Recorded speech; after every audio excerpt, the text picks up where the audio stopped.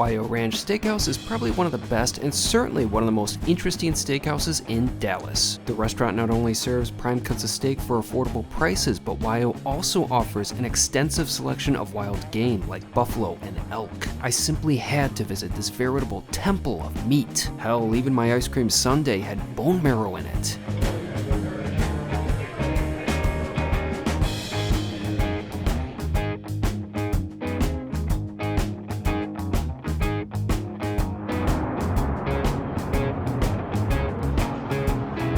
Today I'm in the fine city of Dallas, Texas, and right now I'm just doing a little relaxing inside my hotel room. I'm staying at the Magnolia Hotel, and I've really had a pleasant stay so far. The room is pretty nice and big, and the building itself is really cool and old looking.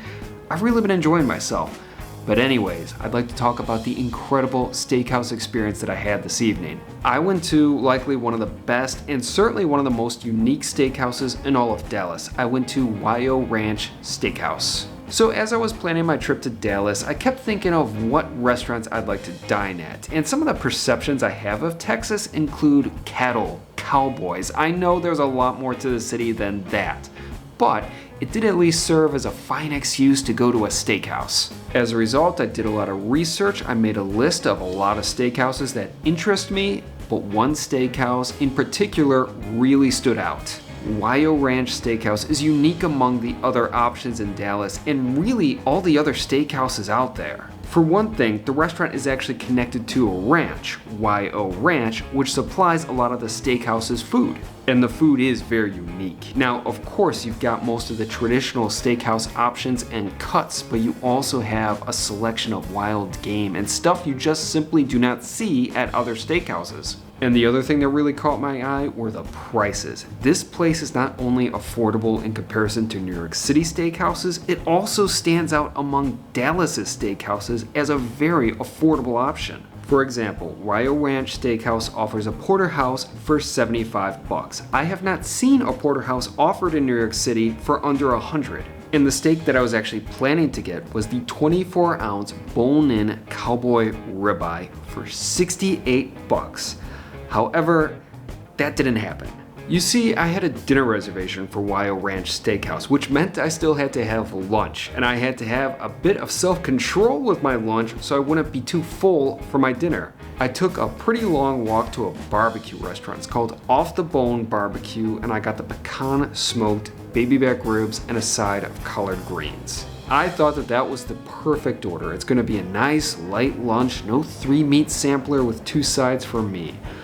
But it was pretty filling. Now those were good ribs, but I was full, and by the time my dinner reservation came around, I still wasn't that hungry. While I definitely could eat, I thought that getting a 24-ounce hunk of meat would be pushing it. So I adjusted my order, and I actually think it turned out for the best. This is my dinner at Wyo Ranch Steakhouse. Situated in the West End neighborhood of Dallas, right next to the downtown historic district, is Wyo Ranch Steakhouse. The restaurant opened in 1996, but the ranch it's named after got its start all the way back in the 19th century. Wyo Ranch is located in Texas Hill Country, and over the decades it grew in size and prominence. Wyo Ranch Steakhouse, on the other hand, seeks to emulate the ranch and the aesthetic of Texas Hill Country, leading the restaurant to claim that they're one of Dallas's most authentic Texas restaurants. That notion certainly came across from the design of the restaurant. I really appreciated the interior. I've been to a ton of steakhouses, but none quite like Wyo Ranch. The aesthetic felt deeply rooted in Texas and ranching culture. It also didn't feel very vegetarian friendly, but to be fair, the establishment had some decent sounding salads, but I sure as hell wasn't there for that. When I began exploring the menu, I went straight for the steaks. Although there were definitely some interesting appetizers like the shrimp and alligator grits and the Texas Hill Country quail medallions, but I could only eat so much. In regards to steak, there was a decent selection with most of the typical cuts offered in a variety of sizes. Now, even though I wanted that cowboy ribeye, the fact was I just wasn't hungry enough for it. I wouldn't do the dish justice. So instead, I looked towards the wild game section. I knew that the buffalo filet was a signature of the restaurant, but the espresso crusted elk tenderloin sounded pretty good too. It was a tough choice, but my server recommended the buffalo filet, so that's what I got along with the side dish. Next, I took a look at the beverage list. The wine selection was okay. There weren't any real special bottles there, but everything at least was moderately priced. I ended up choosing a glass of the Becker Vineyards Cabernet Sauvignon from Fredericksburg, Texas. Honestly, I wasn't too familiar with wine made in Texas, but I felt like I was in the right place to educate myself. In fact, Texas actually has a fairly long history with winemaking that extends for hundreds of years. Because of the climate, sections of the state have been compared to winemaking regions in Portugal. As far as my cab, it wasn't bad. Now I've had better Cabernets, but that was still pretty enjoyable. Plus, it was only $10 a glass, which was far more affordable than what's typically offered in New York City. I then turned my attention to the bread basket, which was quite simple. It was filled with these sort of light, white slices of bread along with a cup of butter.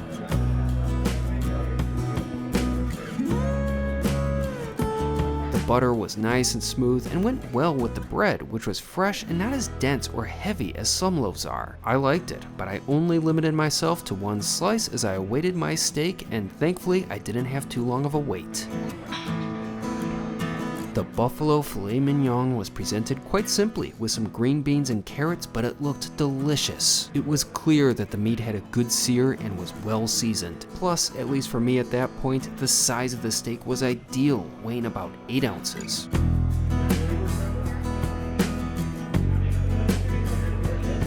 I just couldn't wait to take my first bite, and I wasn't disappointed. The filet tasted wonderful on a number of levels, and I knew instantly that I made a great choice with my selection.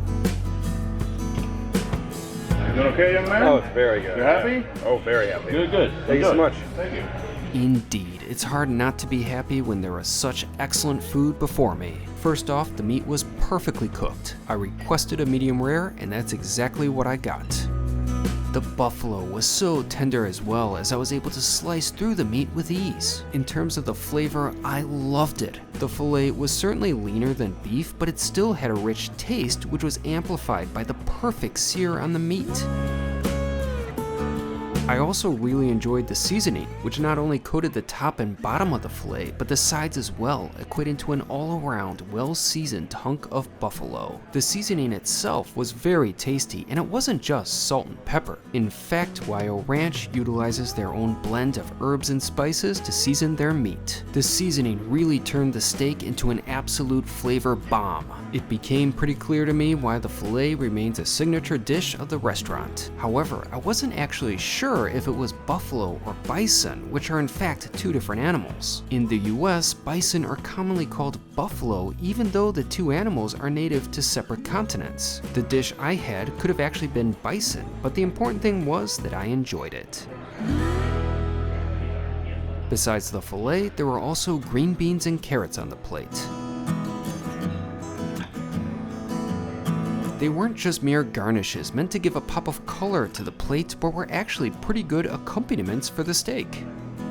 Both of the components were nicely cooked, but like the steak, they were seasoned perfectly. I certainly appreciated their addition to the dish, but I also got my own side, the roasted Brussels sprouts with bacon. Unfortunately, the sides at Wyo, besides the baked potato, are served family style and thus are meant to be shared, making it a bit tough for single diners. Thankfully, I do have the appetite of an entire family, but like I said, I didn't have as large of an appetite as I normally do. Still, I wanted to try something, and almost anything paired with bacon, I'm all for. Without a doubt, that was a good side dish. The Brussels sprouts were perfectly cooked and nice and tender. I also appreciated the charred bits on the sprouts, which gave another flavorful dimension to the vegetable. It was, however, the combination of the bacon and the sweet sort of sauce that really made the side dish a winner. With everything combined, the side was both sweet and savory, salty and smoky. It really was delicious. Overall, I was really loving my dinner, although I was definitely concerned earlier that I just wouldn't have the stomach space to truly enjoy the experience. Thankfully, I had no problem cleaning all of my plates, and I still had room for dessert.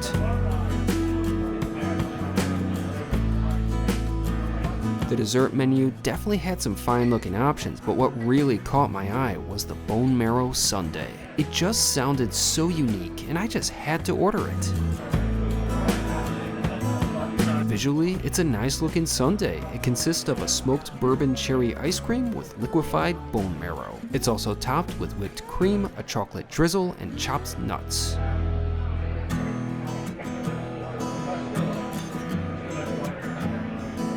I was very excited to take my first bite, and I wasn't disappointed. It was a tasty sundae. Now, I really couldn't taste any bone marrow, but I suspected it would have been on the subtler side anyways. However, I was just happy to see bone marrow incorporated into a dessert. I love bone marrow. It's such a wonderful thing that can enhance a number of dishes. As far as the other components in that concoction, they were pleasant. Overall, it was a delightful sundae. Although I've certainly had more complex and exciting versions of the dessert, Wyo's example definitely hit the spot, and the fact that there was bone marrow in it certainly made me happy.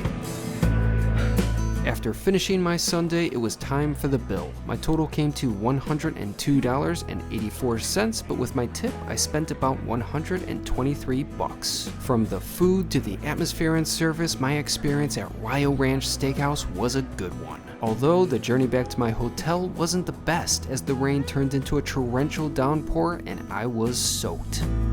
Just got back from the steakhouse. I am absolutely soaked, but it was so worth it.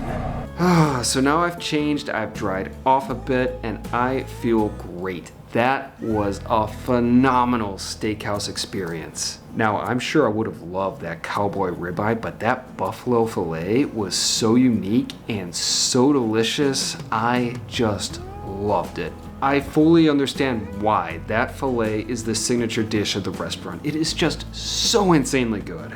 But it wasn't solely just that one piece of meat that made my experience at Wyo Ranch so memorable. I just loved the atmosphere. The service was excellent, and all the other food I had as well was really, really good. And I always love good prices, and those were certainly some fine prices. Overall, I'm very happy with my experience at Wyo Ranch Steakhouse. It's a very unique steakhouse. It really stands out and is memorable, and the food was just phenomenal. The next time I'm in Dallas, I definitely got to make a return trip to Wyo Ranch Steakhouse, and I have some unfinished business with that cowboy ribeye, which I gotta order. But as it stands today, I am very happy with my experience. That buffalo filet was incredible, and I really enjoyed my time at Wyo Ranch Steakhouse.